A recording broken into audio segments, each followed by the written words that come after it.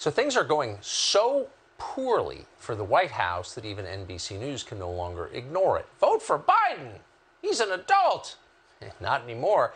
Here's the line from NBC, quote, Biden is rattled by his sinking approval ratings. There are signs of managerial breakdowns at the White House. NBC also reports that Biden is furious that his aides keep walking back his demented comments. Quote, Biden was furious his remarks were being seen as unreliable. I wonder why, as he repeatedly declares war on various countries. And that's just the beginning.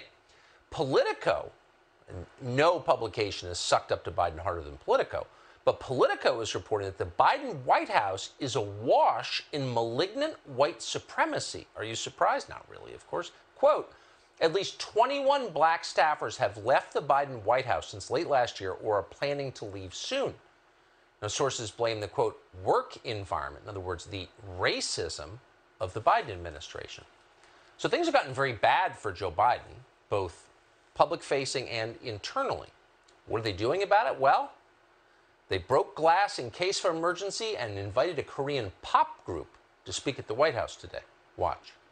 Hi, we're BTS, and it is a great honor to be invited to the White House today to discuss the important issues of anti-Asian hate crimes, Asian inclusion, and diversity.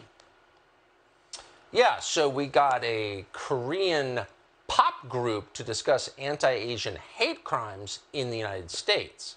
Okay, good job, guys. As Noah Pollack points out, quote, the Biden administration is defending anti-Asian racial discrimination in university admissions in a case before the Supreme Court, in case you wanted to compare substance versus PR. It's not even very good PR. And this is not even the first time the Biden administration has done something like this.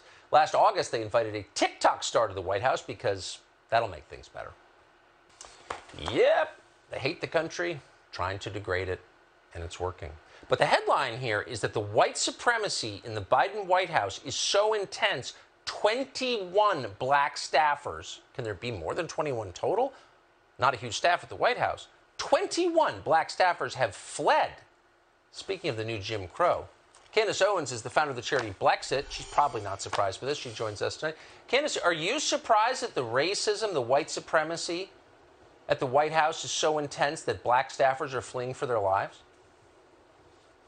I have to say I'm a little bit upset that I'm not involved in these strategy sessions at the White House. I just picture them all sitting around a table and just, quick, black people are waking up and they're not happy. Grab me an Asian and put him in front of the podium. We've got to shift here and shift gears completely on the PR strategy. I mean, this is actually what they're doing, right? Because black Americans, first and foremost, what's happening parallel to this is black Americans are waking up to the lie that was Black Lives Matter. So at the same time, you're having these black Americans that were quite literally just given these positions. They weren't meant to do anything. They never wanted them to actually do anything. They probably were underqualified for the positions that they even had. But the idea was, oh, look, we're getting on our knees, literally, if you're Nancy Pelosi, to the Black Lives Matter narrative, right? Remember, she did that notorious bow and got down on one knee.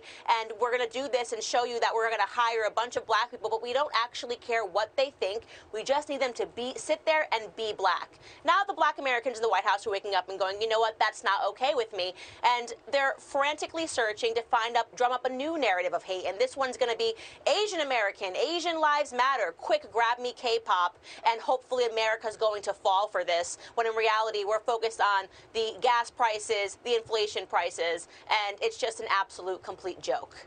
Is there anything more destructive than white liberal guilt? It feels like it's hurt more people than nuclear weapons. It really has, and people are starting to see that. Even Patrice Cullors, right, the person who started Black Lives Matters, basically said, well, it's not my fault that you guys gave me your white guilty dollars and I lied about what I did with it and bought myself an entire real estate empire, and that's the truth. So it's not just black Americans that need to have an awakening, it's white Americans. You know, you have to stop allowing people to manipulate you emotionally and tell you that you're a bad person just because you're born a certain color. And hopefully we're going to start to see that as we head into this election cycle. People who hate themselves are not good leaders. Weak men and unhappy women. I agree. That's the Democratic Party. Candace Owens. Absolutely. Neither one of them. Great to see you tonight. Thank you.